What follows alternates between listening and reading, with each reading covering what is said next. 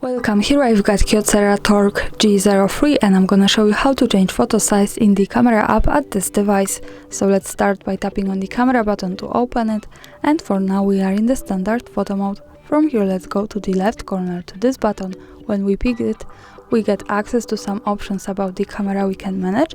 Here we have the size, so when we tap on it, we can manage the quality connected with aspect ratio of the picture, and this is how it looks like. By just tapping on this, we can pick whatever we need, and of course I suggest you to keep this on the best possible quality, which is 13 megapixels to 4:3 ratio and 8 megapixels to 16:9 ratio. And this is how it works here. Thanks for watching, subscribe our channel and leave the thumbs up.